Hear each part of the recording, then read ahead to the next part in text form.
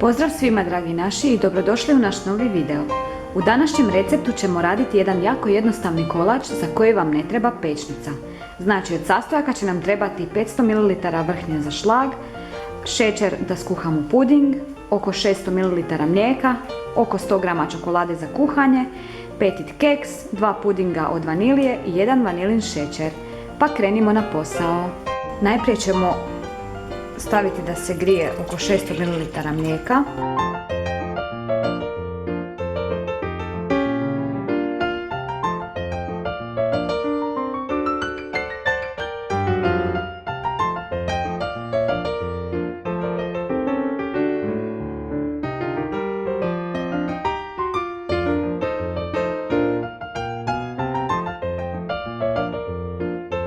Malo ćemo ostaviti i dodati unutra puding.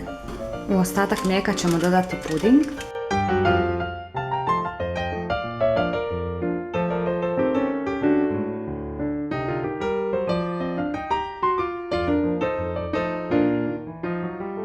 I promiješati. Ja šećer dodajem na kraju u vrući puding jer nam za vrijeme kuhanja pudinga šećer zagori, pa ćemo mi njega dodati na kraju.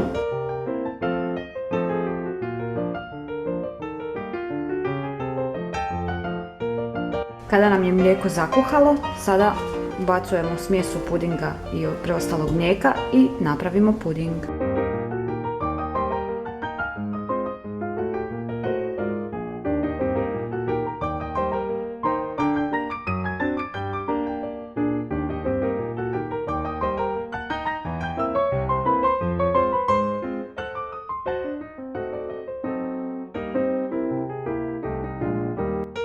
Kada smo skuhali puding, dodajemo 5 žlica šećera.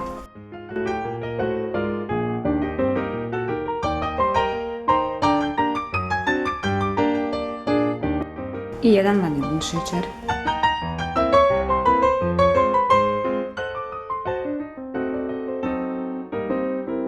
Evo ga, kada smo skuhali puding, sada ga ostavimo da nam se ohladi.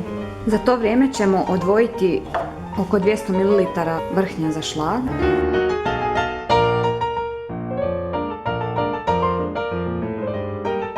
I stavimo ga grijati.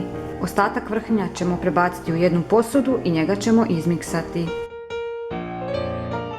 Kada nam se vrhnje ugrijalo, u njega dodajemo 100 g čokolade. I miješamo dok nam se čokolada skroz ne otopi.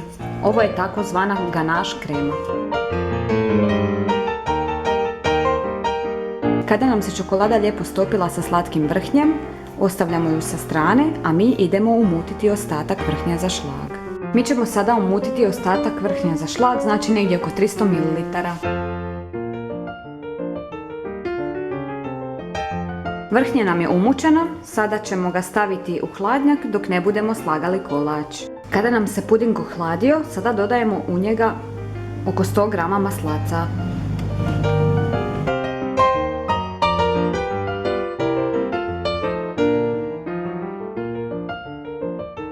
Evo, kao što vidite, krema nam je jako divno ispala.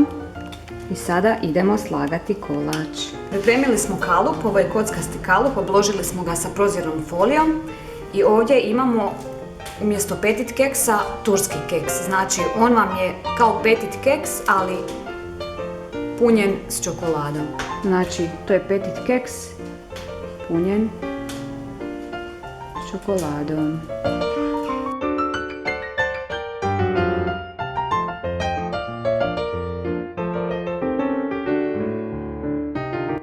Kada smo poslagali kekse, sada idemo na žutu kremu. Prvo znači stavljamo žutu kremu. Ja sam ju stavila u ovu jednu vrećicu za zamrzavanje i napravit ćemo.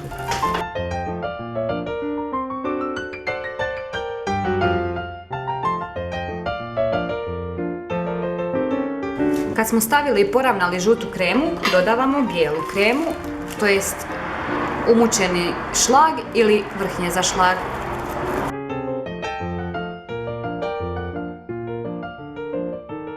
Znači ovdje imamo 200 ml slatkog vrhnja, pustili smo ga da se zagrije do vrenja i 100 g čokolade za kuhanje i prelijemo preko kolača.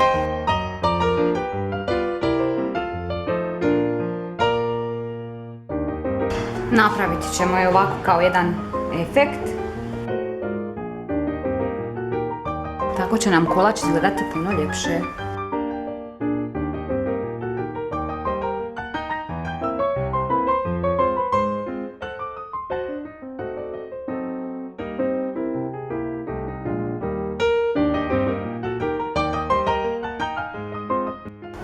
Evo ga, ostavimo kolač da se hladi prvo na sobnoj temperaturi, a onda ga stavimo u frižider.